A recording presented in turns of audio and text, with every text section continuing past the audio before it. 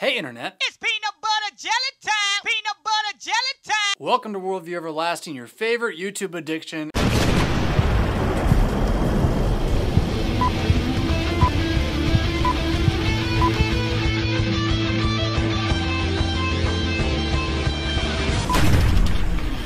And ain't it good to be back? Peanut butter jelly, peanut butter jelly, peanut butter jelly with a baseball bat. I know it's kind of weird, you know, after 4 years of 2 times a week just always getting your fix more or less, to have to go an entire month without somebody asking your questions about the Bible. But as a wise man once said, Life is pain, Highness.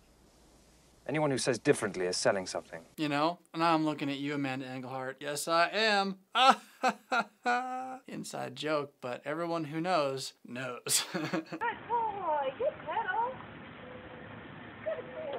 Good. Meanwhile, that's not why you're here, right? You're here for questions. And we got 2 today on this, your favorite YouTube addiction. Yeah, here we go. Email. Pastor Fisk, I was wondering if you could confirm or deny that the rumors regarding a sequel to Broken are or are not true. And if so, may I ask as to what it may be about? Rumors? Rumors? Who would have started these nasty rumors? Well, it was actually me. One of the things I did while I was on vacation was I spoke at a conference, because that's totally relaxing. Right. But it was really cool to be invited to be a part of the Making the Case conference with Issues, etc. You know what that's all about, and if you don't, well, you should. So, lots of good speakers, yada, yada, yada. And one of the things in the talk that I gave was I hinted at and even quoted from the book, work, theological nonfiction I am thinking about trying to convince CPH to publish next. And so, yes, it's not a sequel to Broken, though, and I didn't say that, but it's the book that would be after Broken, written by me. But like, we're not talking about trilogies and, you know, systematic, dogmatic series. There's no volume 1, volume 2, yeah? I can't give you a title, and I can't give anything concrete because, frankly, like, none of that's gone past my editor, and like for the last 6 months, he's like knocked on my door every couple of months or every month or so and said, hey Jonathan, you ready? You ready to set a date? I'm like, no, I'm just not sure. I'm not going yet. So he doesn't even know what I want to call it yet. But what I can say is that unless it gets removed by doctrinal review, it will include Leonidas, zombies, mutant superpowers, the armor of God, and all of the major theological loci of classical Lutheran dogmatics. Interested? Yeah, here we go. But first, it's time for your Issues, etc. question of the week.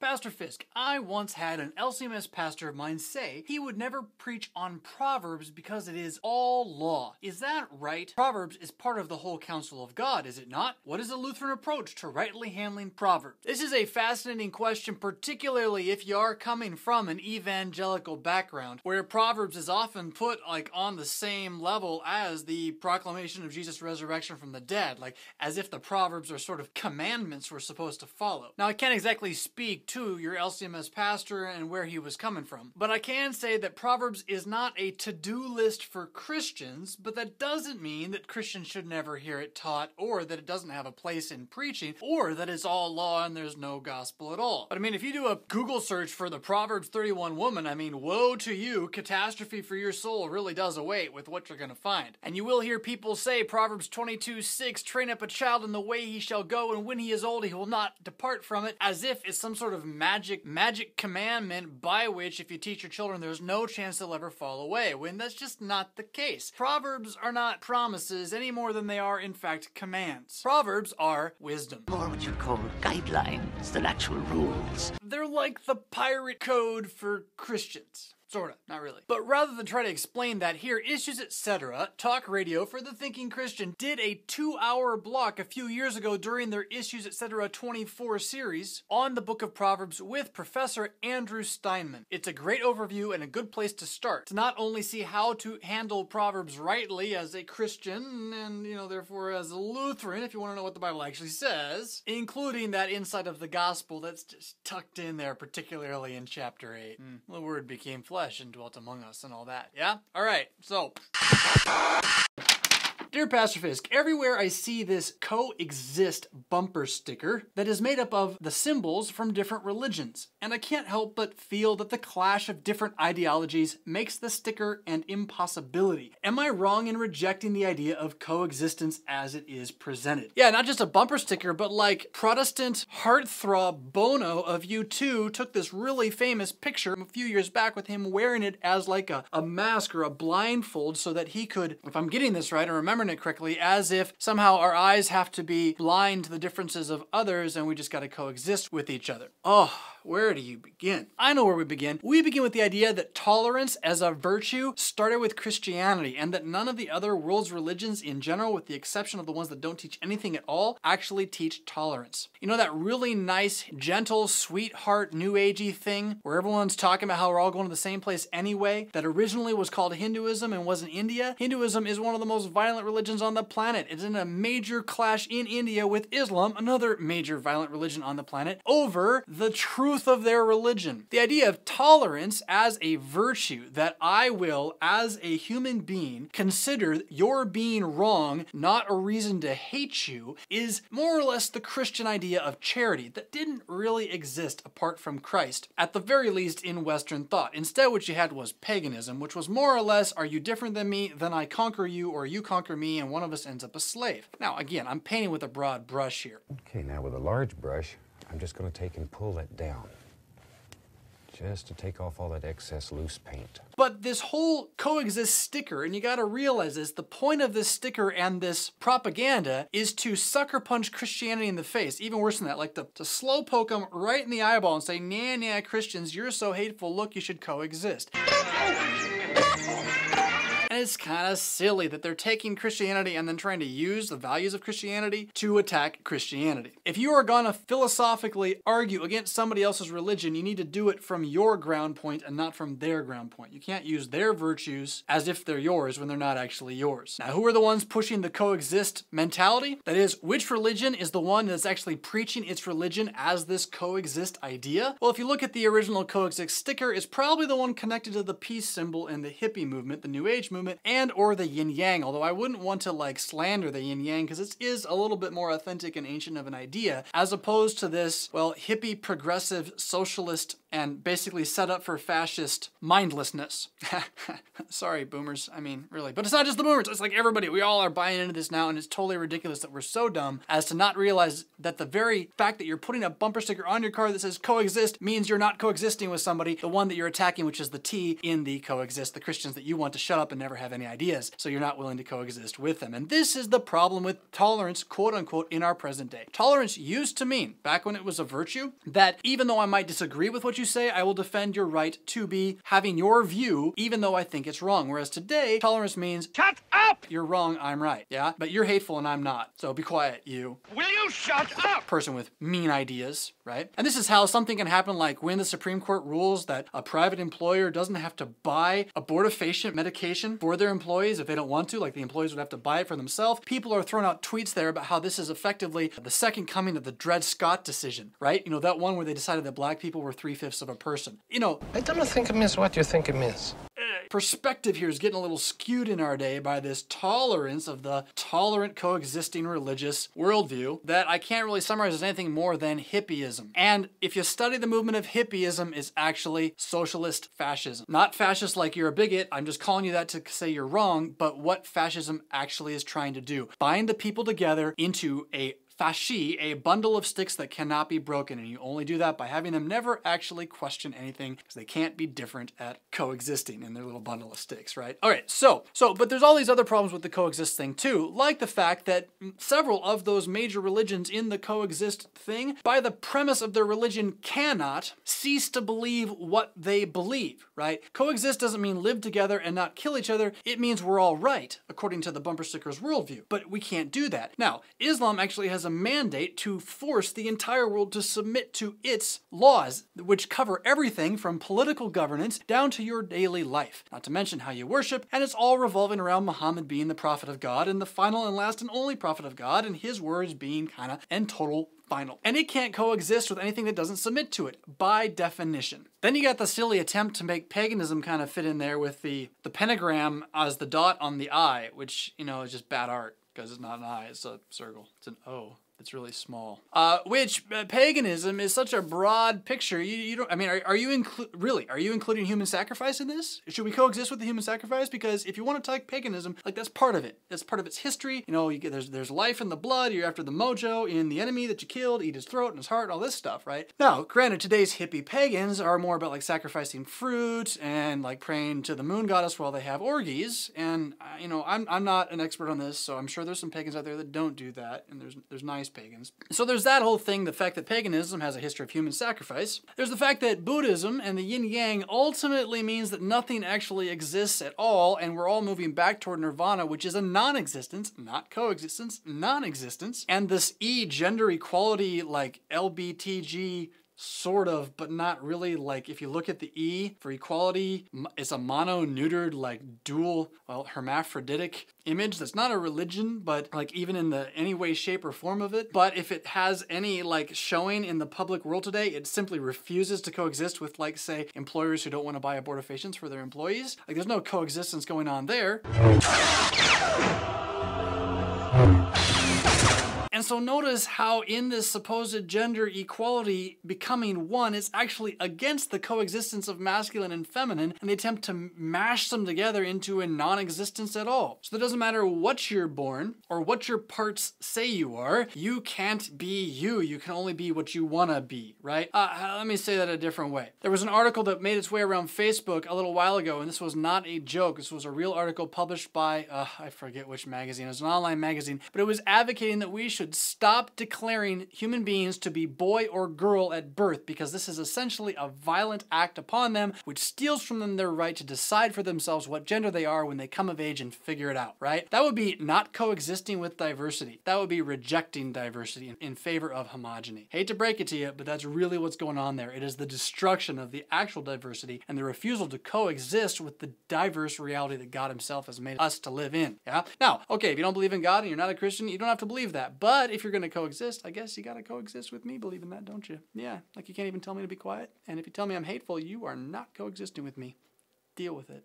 You're not, right? So if you tell me you're hateful, guess what? The only people who can say, hey, you're hateful, are people who are hateful. I'm going to tell you, you're being hateful, I think, when you do that. I ain't mad at you. Got nothing for love. Quoting Tupac in theology. It's the way to go. Bow to your sensei! Bow to your sensei!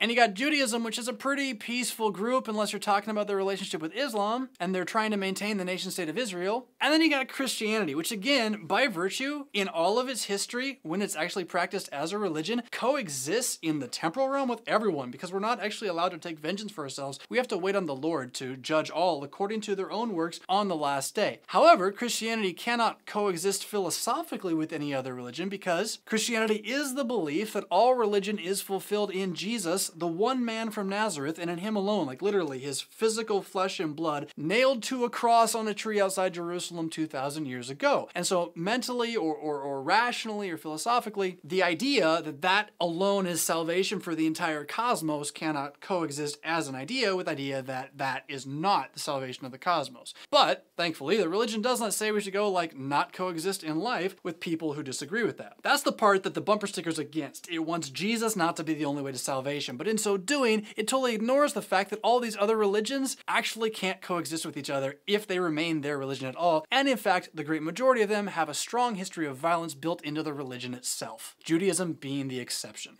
And gender equality being not a religion that's been violent yet. But just you wait. Because it won't be long before videos like this, where people like me are saying this kind of thing, elicit an actual violent response. Come and see the violence inherent in the system! And I wouldn't be surprised if there's a point at which they lock us up. Help! Help! I'm being repressed! Just saying. Coexist. Bloody peasant! Oh, what a giveaway. Did you hear that? Did you hear that, eh? Yeah. No one means it. All they mean is shut up, Christians don't talk about Jesus. Did you see him repressing me? You saw it, didn't you? So the fact that Bono could do this just blows my mind, and God bless him for singing kind of awesome music in the 80s and 90s. I mean, I still haven't found what I'm looking for, you know? But this is not a Christian witness. This is the same guy who gave a fantastic Christian witness in an article a few years ago, I can't remember where he like testified to the difference between grace and law. Like, that was great. That was awesome. But this, coexist, not awesome. And Harry Potter and all his wizard friends went straight to hell for practicing witchcraft.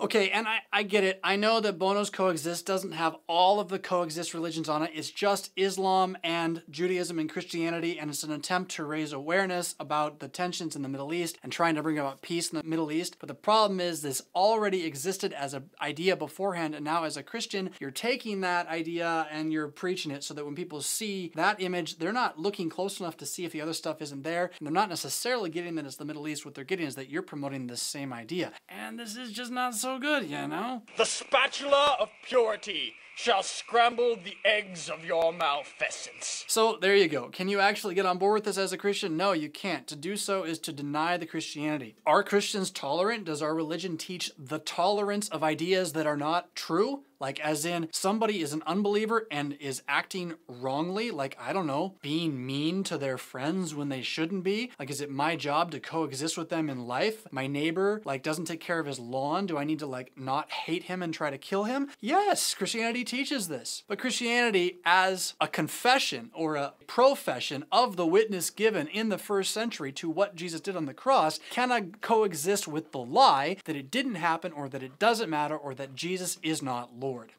Yeah, but doesn't mean we try to stop the lie by killing the people speaking the lie. Christianity just simply confesses into the face of all the other statements and ideas, the plurality of religions in the world, the pantheon of gods, that we are not one with that pantheon of gods, that Jesus is actually different, that the Trinity is actually unique, you know, set apart, not something we could conceive of, and certainly not one of many gods. Yeah. Now, just in case this doesn't make any sense and you don't know how on earth we could be so hateful as to say that Jesus is the only way to heaven, let me try to break it down for you, even though I did it earlier, like as physically as possible. So, you gotta kind of grant the premise, though, that all mankind was created in one human being named Adam first, and that all of us are descended from him. But before that happened, he actually broke the world, like, entirely. And being the head of creation, somehow spiritually united to the entire world, the world fell with him when he fell. With the result that all descended from him and under his federal authority are basically doomed to decay and death. But in that moment, when that happened, and as we were in that happening, submitted to the rule of a fallen archangel named Lucifer, who's kind of a tyrannical hate monger, that's really the one that is the cause of all the evil in the world, God, who created us, also made a promise that from Adam's wife, who was with him, her name was woman at the time, he named her Eve later, from them procreating,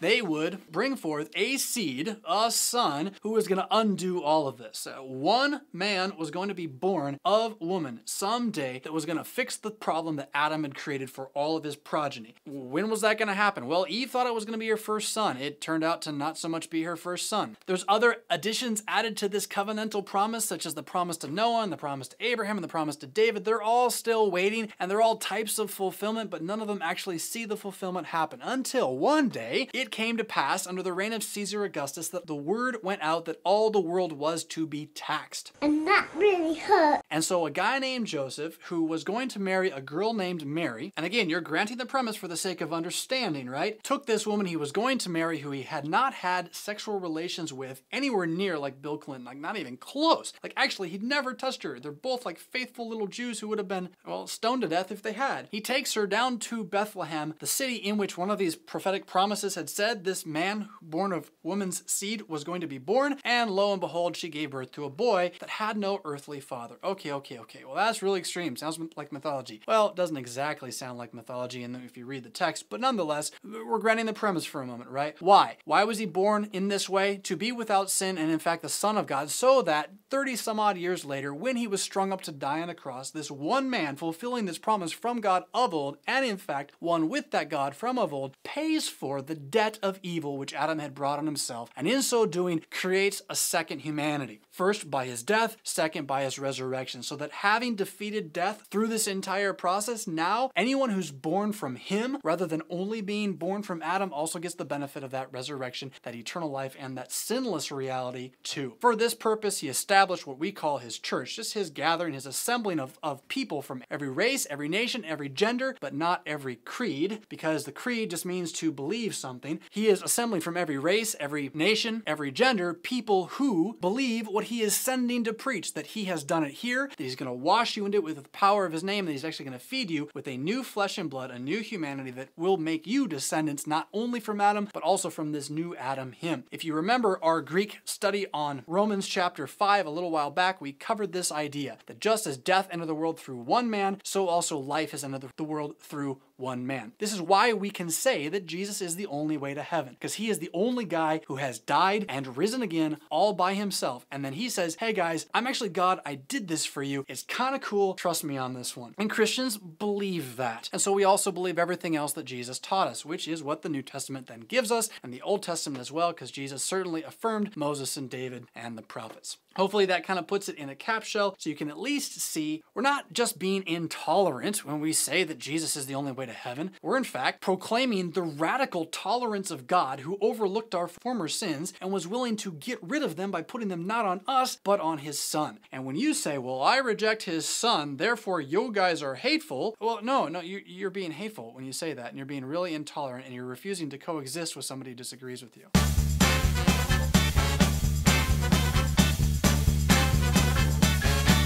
So consider actually coexisting with Christianity. If you actually are that kind of hippie religion that wants everybody to just get along and everything's true, well then you just gotta ignore us. That's what that bumper sticker says you should be doing, which means you don't even put it on. Because that's kind of preachy. It's preachy, don't you think? Yeah, it's preachy. You're pushing your morality on me. Anyway, thanks for tuning in. Worldview Everlasting, good to be back. If you have never joined the Lutheran Ninja Clan, please consider get on board with Project Awesome. Those of you who are on the Lutheran Ninja Clan, thank you so much. Your $5 a month goes a long way and absolutely is already making what we're doing right now possible. Until next time, of course, even if you live in Finland, rock on. This ends now. He's over there. Thou shalt die 1,000 deaths, shadow spawn. I shall mete out my justice upon thy loathsome brow.